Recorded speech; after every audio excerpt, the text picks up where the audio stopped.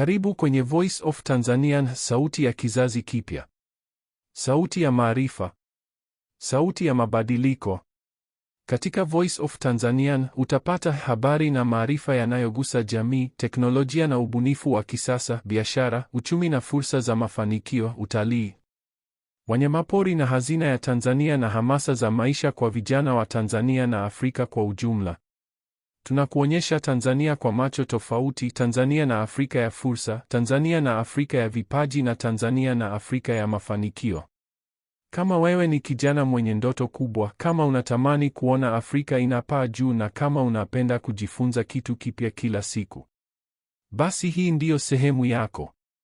Bonyeza subscribe na washa alama ya kengele na uwe sehemu ya harakati za mabadiliko. Hii ni zaidi ya channel, hii ni sauti ya taifa. Karibu sana kwenye Voice of Tanzanian ambapo sauti yako ina thamani. Utangulizi: kuna maneno yanayoweza kubadilisha maisha yako. Maneno mafupi lakini yenye uzito wa mwelekeo wa maisha. Leo tunachambua nukuu 8 zenye nguvu kutoka Rich Dad Poor Dad na kuona jinsi zinavyoweza kubadilisha fikra zako kuhusu pesa, mafanikio na uhuru wa kifedha. Nukuu ya kwanza: The rich don't work for money. Tajiri hafanyii kazi pesa. Hii ni moja ya nukuu maarufu zaidi kwenye kitabu hiki. Maana yake si kwamba matajiri hawafanyi kazi. La hasha. Matajiri hufanya kazi kwa bidii sana.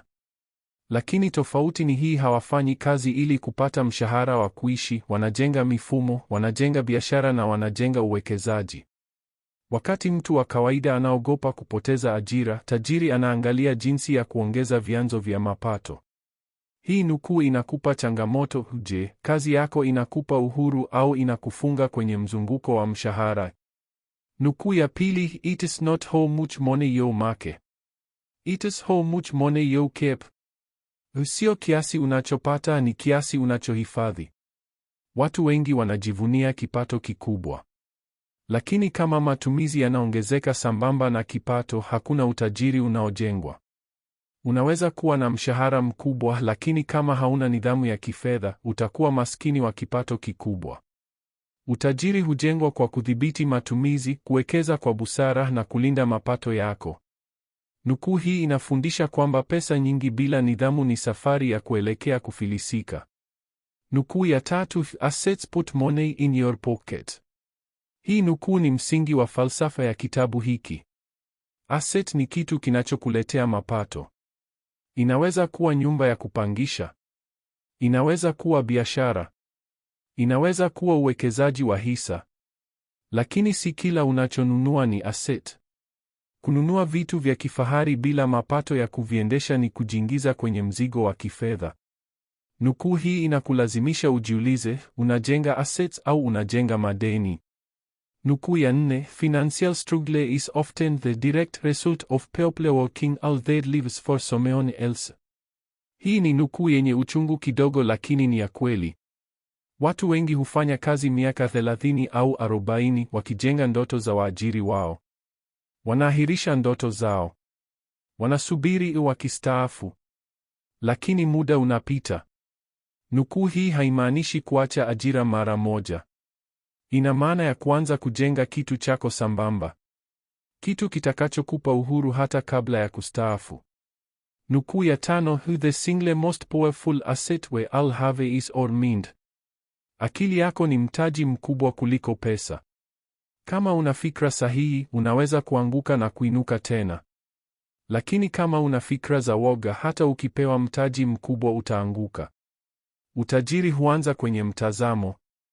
Ukiona tatizo kama mwisho, utaacha. Ukiliona kama fursa, utaendelea. Nukuu hii inakukumbusha kwamba mafanikio ni mchezo wa fikra kabla haujawa mchezo wa pesa. Nukuu ya 6: Winners are not afraid of losing, but losers are. Hofu ya kupoteza pesa huwazuia wengi kuanza.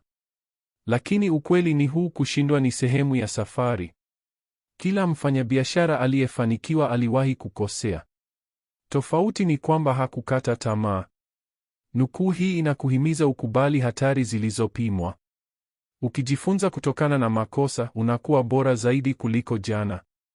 Nukuu ya 7, don't let the fear of losing be greater than the excitement of winning.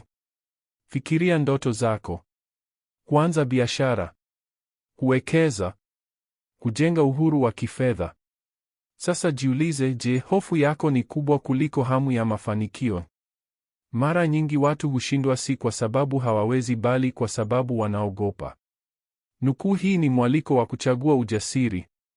Nukuu ya 8, your future is created by what you do today, not tomorrow. Hii ni nukuu ya vitendo. Kesho ni ahadi. Leo ni nafasi. Utaanza lini kuweka akiba? Utaanza lini kujifunza kuhusu uwekezaji? Utaanza lini kujenga asset yako ya kwanza? Uamuzi mdogo wa leo unaweza kubadilisha maisha yako ya miaka 10 ijayo. Utajiri hauji ghafla. Huanzia kwenye hatua ndogo zinazorudiwa kila siku. Hitimisho, maneno haya si maneno ya kawaida.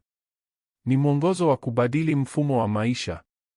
Rich Dad Poor Dad inatufundisha kwamba tatizo si ukosefu wa pesa, ila tatizo ni ukosefu wa maarifa ya kifedha.